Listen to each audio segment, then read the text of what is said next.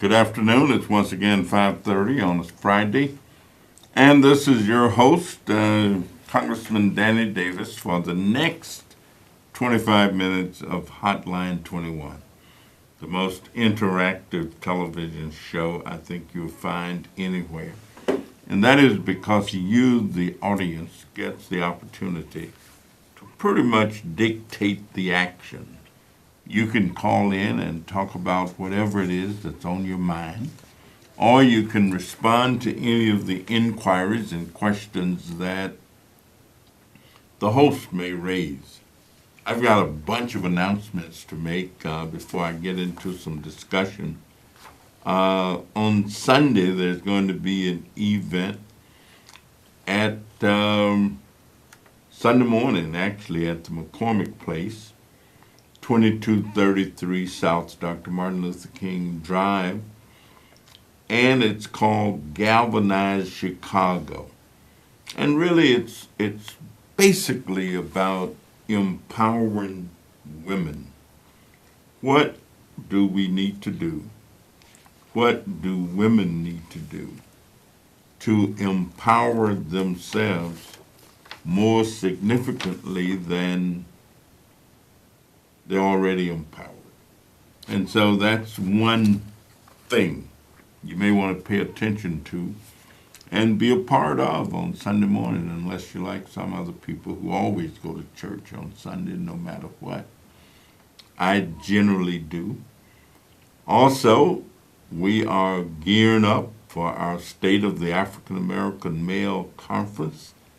That's going to be September the 8th and 9th at the UIC Forum at 725 West Roosevelt Road. And of course, you can start signing up for that already. You can start putting your calendar together.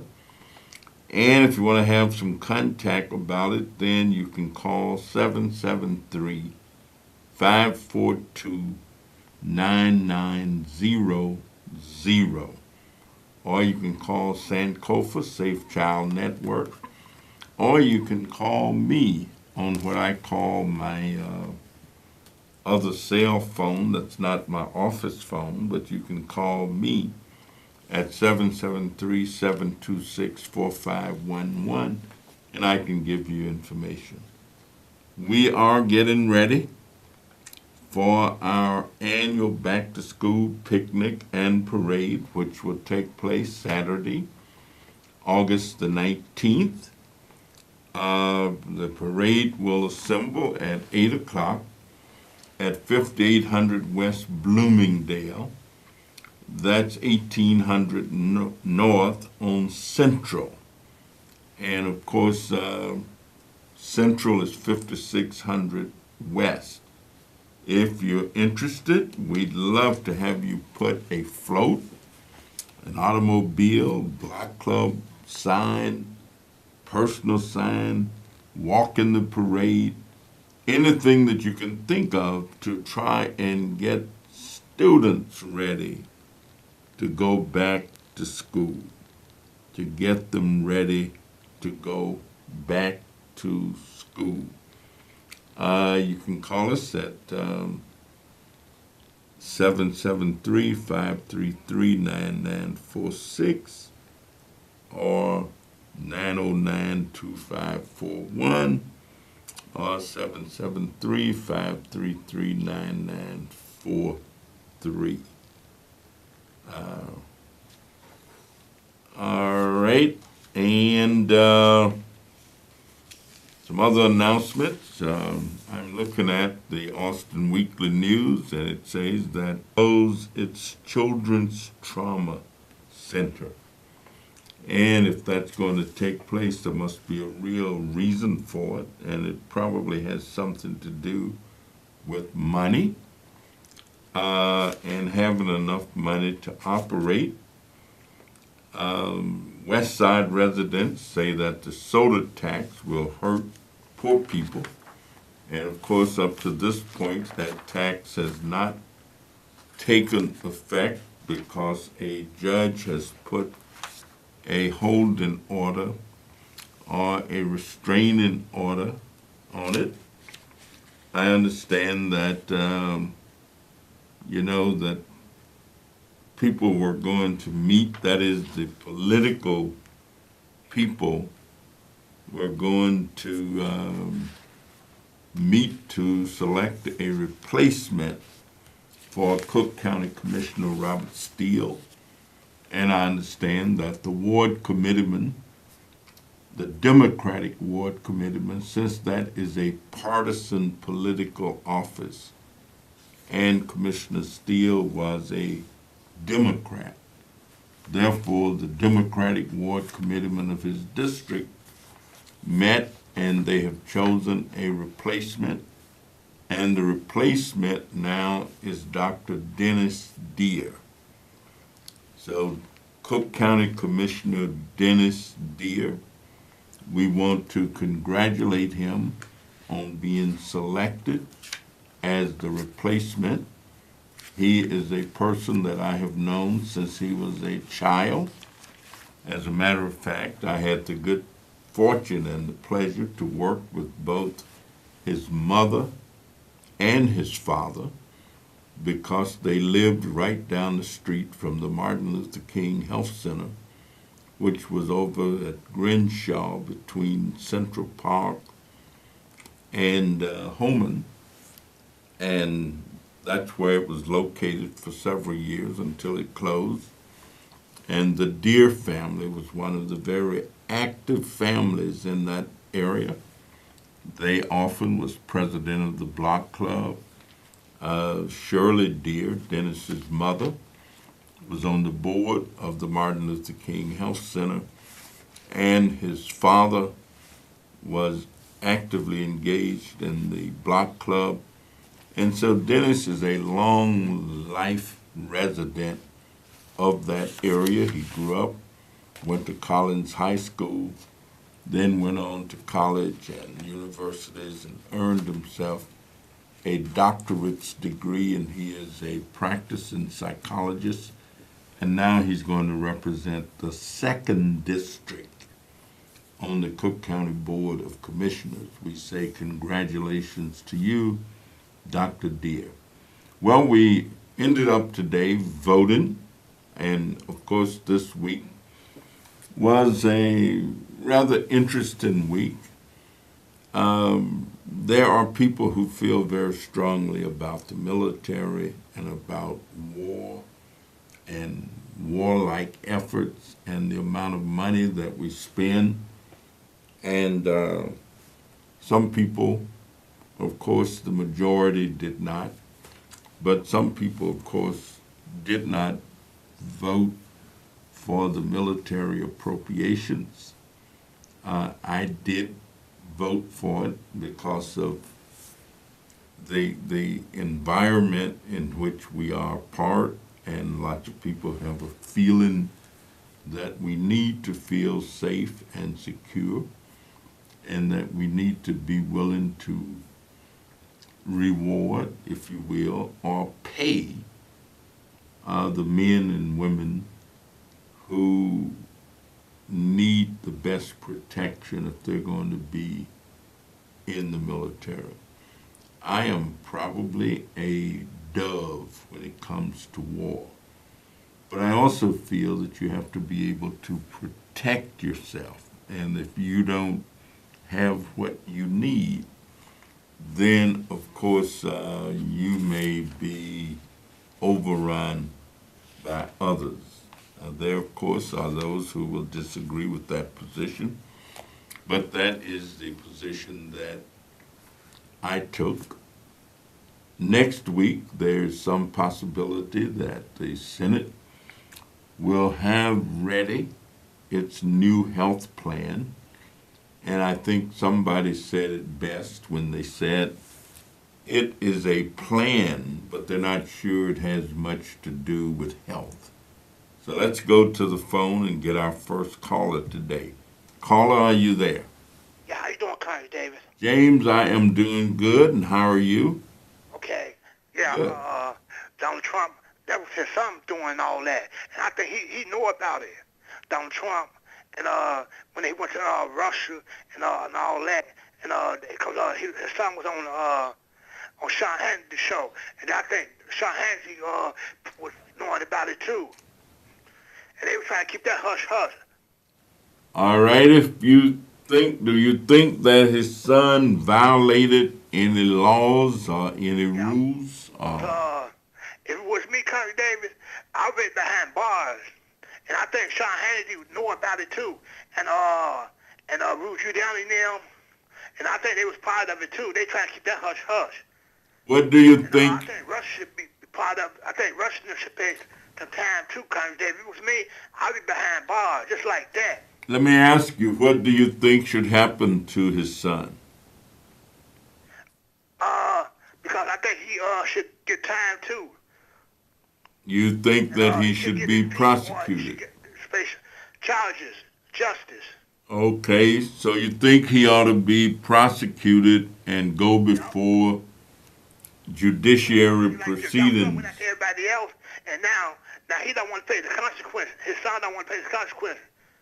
I think they know all about it. Even Sean Hannity. Like I said, if it was me, Connie Davis, I'd be behind bars. You probably would. Part of that, Connie Davis. So you're saying that you think what's good for the goose ought to be good for the gander? Cause And that if it was me, the media would say, turn yourself in. And see, they didn't do that to Donald Trump's son or none of them. But like I said, if it was me, Connie Davis, I'd been in bars just like that. all right. It was Sean Hannity. Okay. Well, Okay, Connie Davis. thank you very much. You said it. All right. Do we have another call, Holden? If we do, we'll go ahead and take Yes. that call. How you doing, my friend? This is Ray. Yes, sir. How are you? Okay. I have a question and then a quick comment. Okay. What do you think about this new tax they're going to put on people for liquids? You know, soda. Can you talk just a little louder? Oh, I'm sorry. What do you think about this new tax they're going to be putting on people about pop and all kind of other liquids? When, you know what? It doesn't matter to me because I just go to Indiana. I save $4,000 to $5,000 to $6,000 a year. I don't smoke or drink. I go get my gas, my food. If they don't charge me for plastic bags, you know. So I don't care if they put $100 on it. Well, I love it. Listen, I fought for this country like you did. I love my country. But I'm not going to spend money unnecessarily to help people. Okay, that money's not going to go to help people. You know that they've been saying stuff like that for the last 20 years, and not a thing has changed. So, thank you, and waiting for your answer. all right. Well, let me thank you for your call and for the point of view that you expressed. I, like most people, don't like paying taxes. But the realities are the way that government is financed is through taxation. There are different people who've said different things about it. Justice Wendell Oliver Holmes said that taxation is the price that we pay for a civilized society. The little tax increase in terms of the state income tax that was used to try and balance a budget, I'm actually in favor of it. I'm going to have to pay a little additional money, probably 50 or 60, maybe 70 or $80 a year. I would rather pay that and stabilize our state government than to keep it just for myself and not pay it. So I'm one of these people who also believe that if we're going to have certain things, we got to pay for it. Taxes go to pay for our roads, for our bridges, for our highways, for our schools, for our policemen, for our hospitals, for the court system. All of these public things that we use, our tax dollars support that.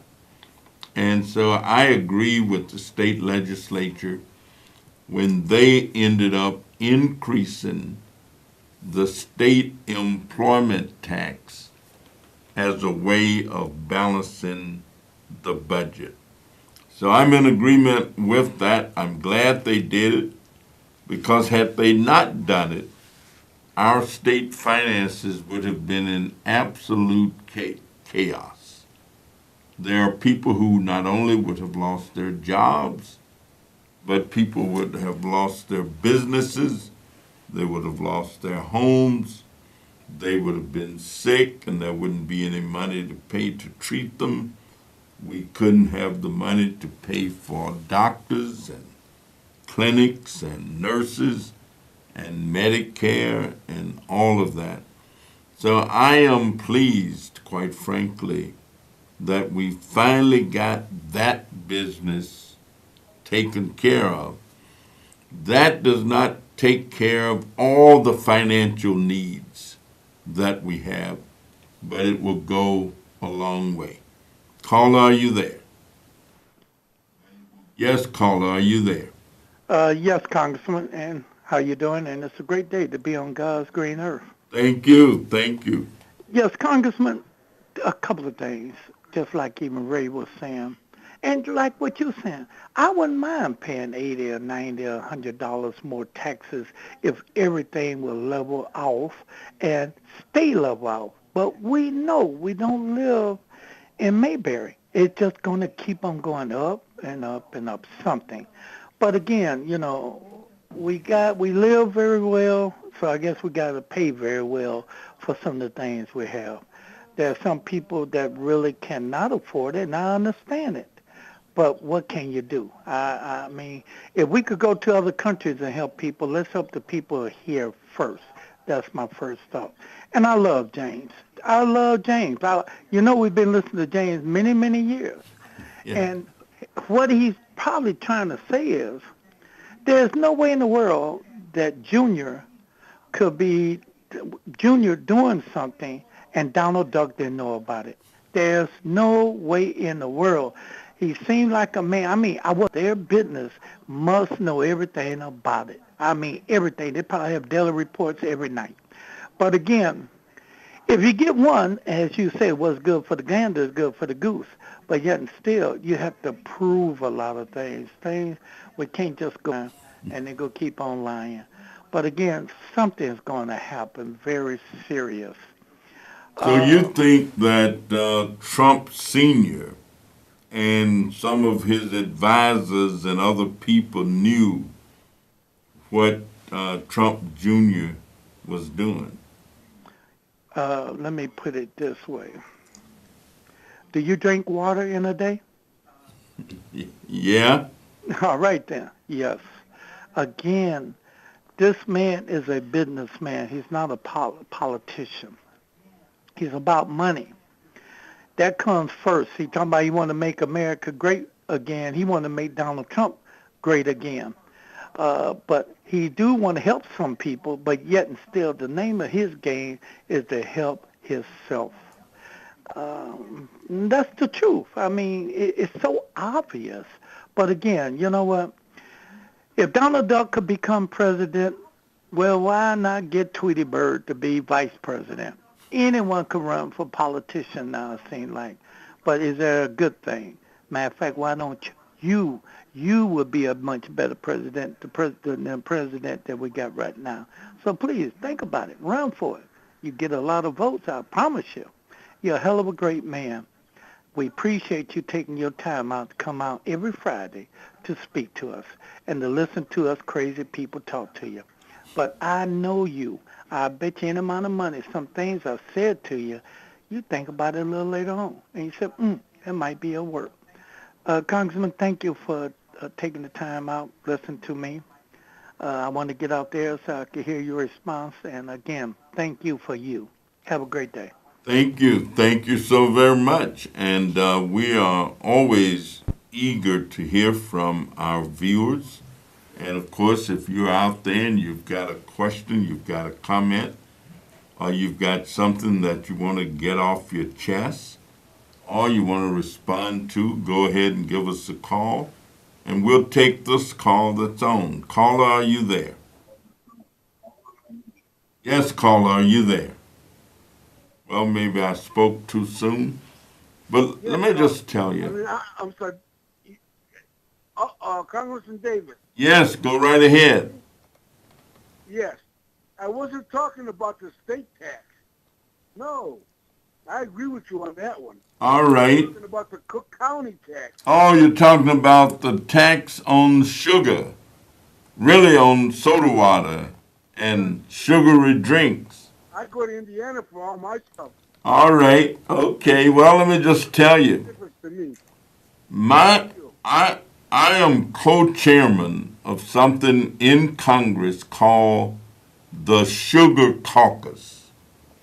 And the purpose of our caucus is to try and keep the price of domestic sugar down. And we try and do that because so many of our business concerns use a lot. For example, the candy makers use a lot of sugar. Some candy bars is nothing but sugar with a little flavor and coloring over it, and that's the candy bar. And so if domestic sugar goes up, then this hurts our candy makers. It also hurts our food processors. It also hurts the sugary drink people. And so my position before the county started talking about raising some more revenue with a tax on sugary drinks, my position was already laid out because I try and keep the price for domestic sugar down so that our food processors, our candy makers, our cookie makers, we have actually had Brock's Candy closed down and moved out of Chicago. We lost about 1,000 jobs on that. Nabisco moved away, I believe, to Mexico, and we probably lost 1,000 jobs or so on that. So I try to keep the price for domestic sugar down. And that was my position even before the county started talking about putting a tax on sugar-flavored drinks. And we'll go to our next caller. Caller, are you there? Good evening, Dr. Davis. Okay. You got a minute and a half. Well, I tell you like this. I wish everyone a good weekend, and may they be blessed with good health, and may the wind, when they walk, be at their back. That's all the time I got to say. That's why I wish everyone the best. All right. Well, I certainly agree with you, and we wish for them that too. I was reading an Irish proverb earlier today, and it really said, until we meet again, may the wind always be at your back.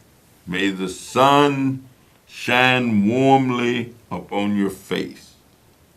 And until we meet again, may the road rise up to meet you, and may the good Lord hold you in the hollow of his hand. We trust that will be your fate until next Friday, and we'll look forward to seeing you then. We'll see you next week.